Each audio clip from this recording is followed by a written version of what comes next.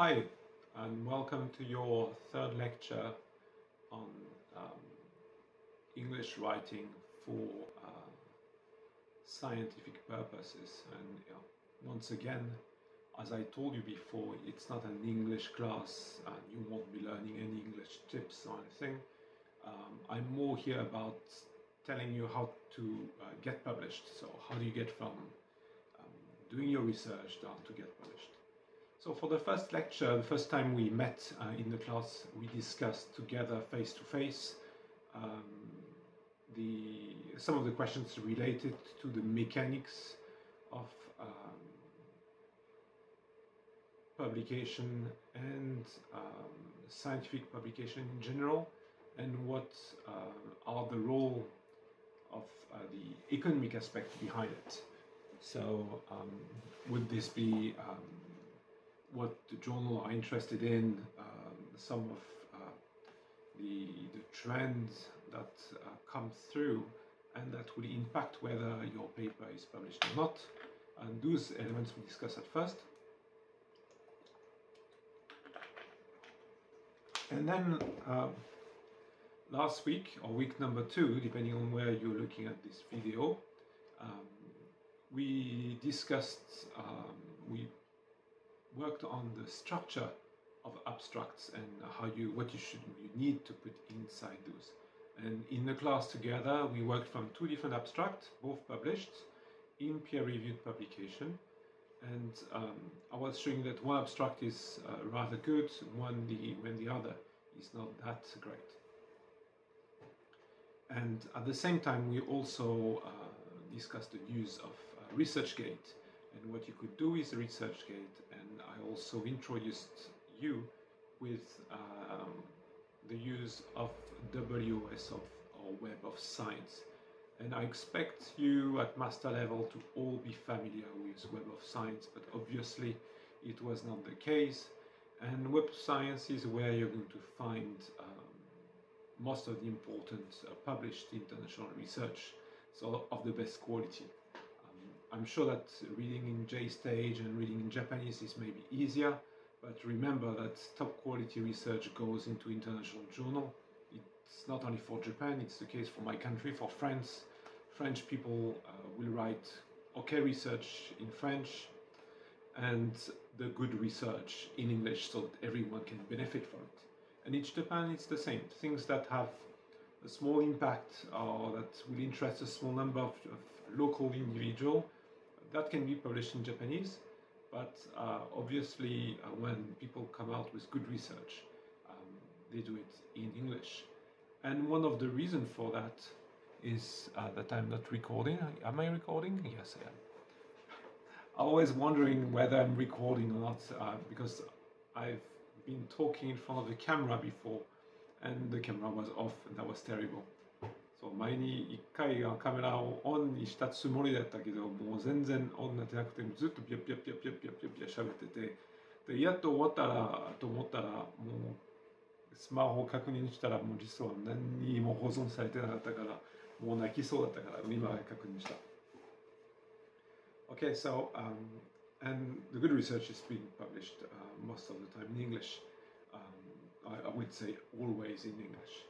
And one of the reasons for that are some of the objectives of the university and the department. And one of the objectives of the university is to increase the number of what they call here at Kobe University the WS publications, so publications that are visible in the WS database, which is a stamp for this is good quality work.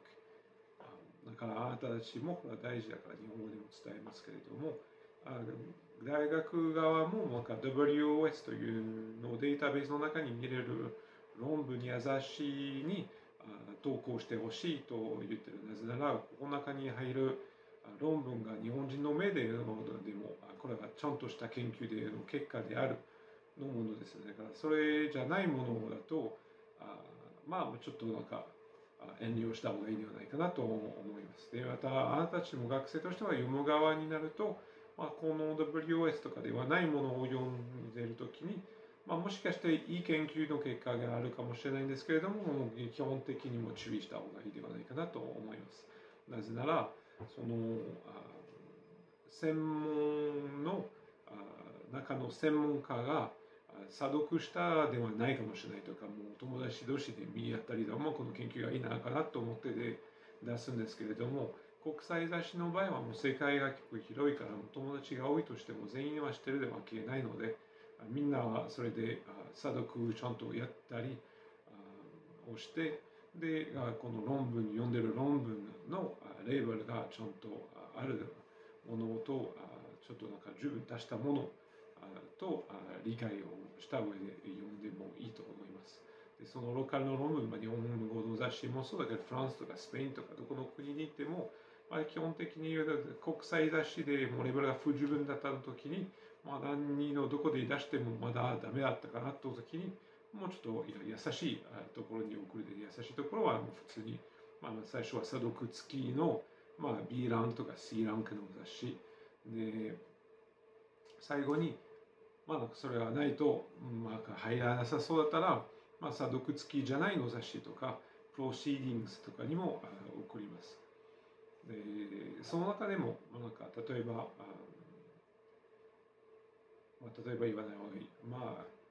この中でも、プロシーディングスの中、特に査読付きのプロシーディングスといっても、実は優しいところがとても多いと思いますので、これを見て理解して、で自分でこの研究の結果と例文の反応した上で読んだ方がいいと思います。そうすると自分も伸びるですね。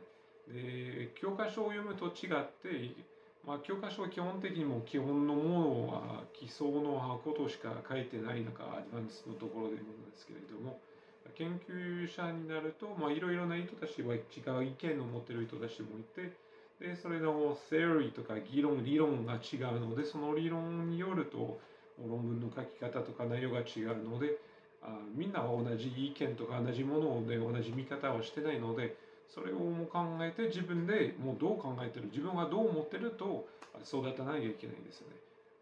でそれは理工学の中でも実はそれもあるですね。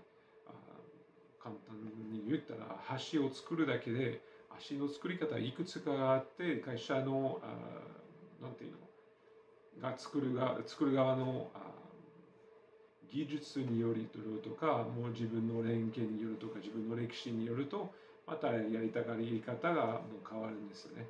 で何が悪いとかそうじゃなくても、ものによるとか考え方が違うとか、でその時に自分で反応して、何がいいとか、どんな感じの方法がいいとか、何が正しいとかと考える必要もあるので、論文の前に分野関係なく、私の論文の前に私の学生にも同じだと思いますけれども、ごめんなさい、書いた論文で査読付きの論文の後に、じゃあ印刷されたからそれ読んで、それ読んだ教科書みたくで読むんじゃなくて、ごめんなさいが間違う可能性もあるんですね。で私も間違うところもあります。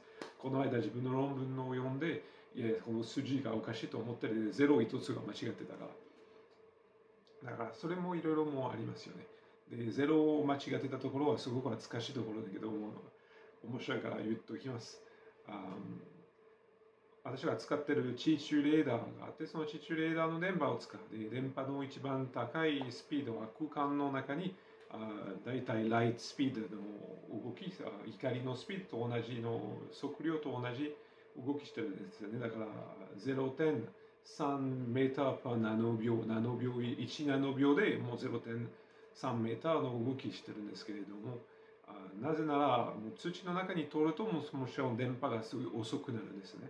で遅くなる数字は普通に 0.1 とか 0.06 とか 0.05 メーターパーナノ秒になるんですけれども、書いた時に論文では 0.6 メーターパーナノ秒だから、だいたい光のスピードの2倍になったから、これは査読者も見なくて、で編集長と編集者も全然もう見逃して、自分その後に論文の読んだら、やば完全にもう間違ってゼロが一つが足りてないの一箇所がある。他の場所、テーブルの中にもデータが正しいだから手で分かるんだけど、文章の中に書きながらもう一つのゼロを落として、もう完全に物理的にありえないことを書いてしまった。だからそれも真剣になんていうの、テムセルとか細胞セルがあるとか、もうその嘘つきなことをするではなくても、もう研究者は人間だからもう失敗するのもあれですね。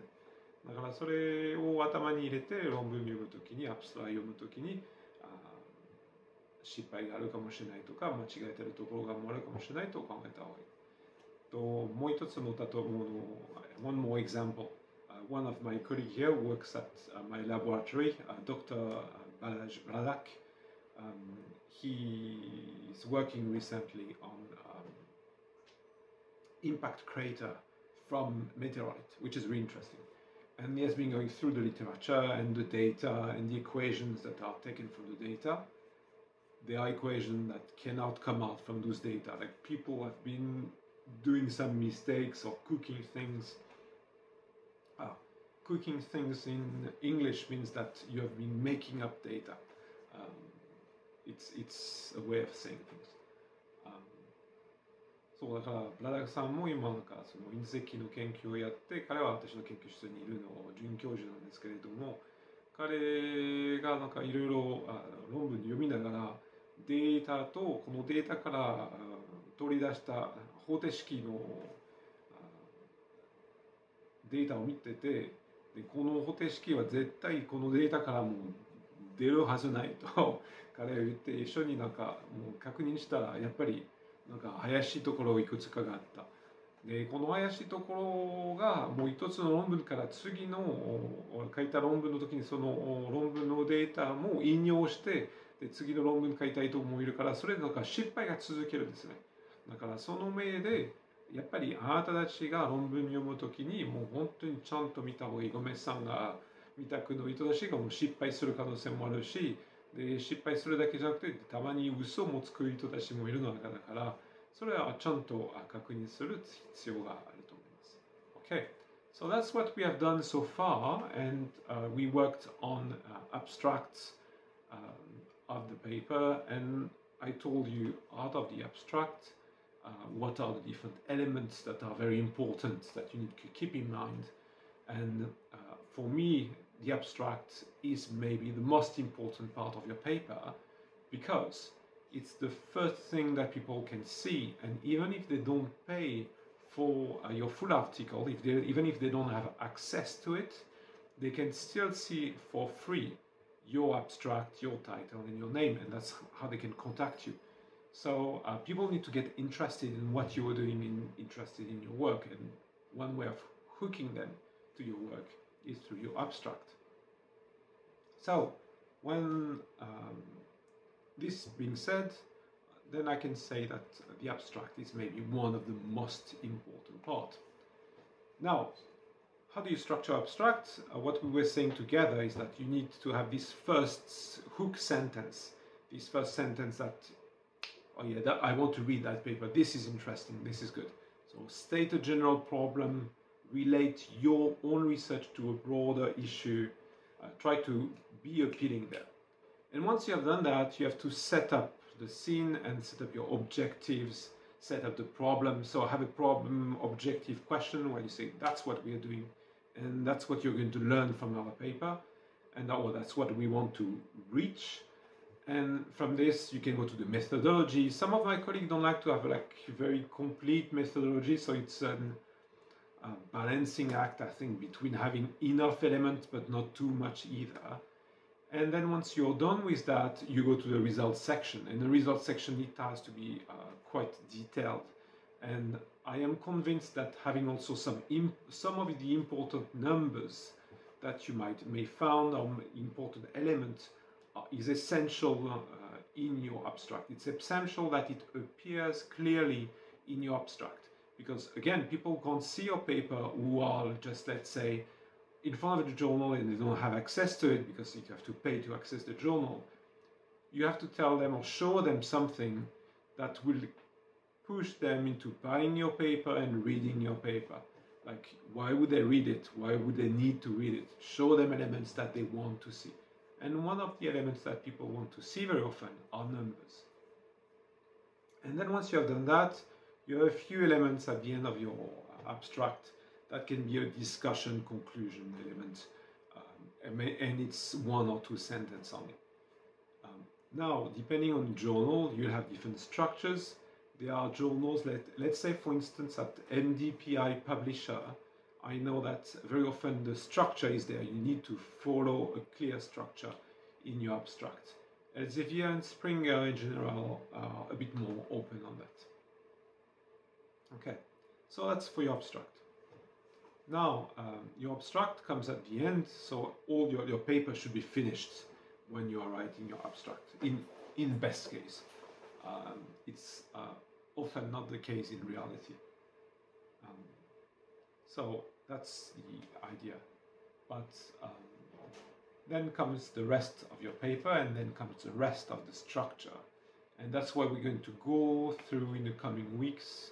So today will be quite quick because I wanted to go back on the abstract. And there is another video that comes with this one, which is going to go back on, it's the video from last year. So we had some online elements where we were discussing the structure of the abstract. And I would like you to have a look at it and have a look at how your colleagues worked through it and what they thought about it. And that would be the main core of today's lecture. And otherwise, the other weeks, we're going to talk more about the structure of the paper itself, and we're going to start with the introduction and what are the elements that come in the introduction, how you structure it, and what should come first, second, third, depending on what you want to say. We're going to see that for the introduction, there is not one structure. There are actually many different structures that you can use based on what you want to do, based on what you want to say, what you want to put the emphasis on. Then that's when you decide what goes into your abstract. Okay, so this week, this is for the weeks of the 29th. Once again, I prefer to give you an on-demand lecture for the 29th. You can watch it after the Golden Week.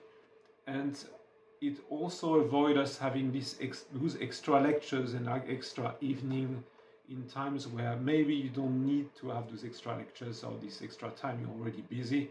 So we don't have to juggle the rest of the timetable. So I remind you that after the Golden Week, I also have to be at the Saburakai in Miyazaki. So the lecture will be fully online and fully on demand. And I think that after that week, then I will be here. And that will be the week of the 16th, so the week of the Monday, 16th of May. That's when we'll have, again, another face-to-face lecture. Okay? Have a good Golden Week. Have a good time. Make sure that you rest. It's not all about working. University experience has to be also about personal building and personal experience building. So have some fun and have some good time maybe with your friend or with your family as well. Okay? And see you in a couple of weeks.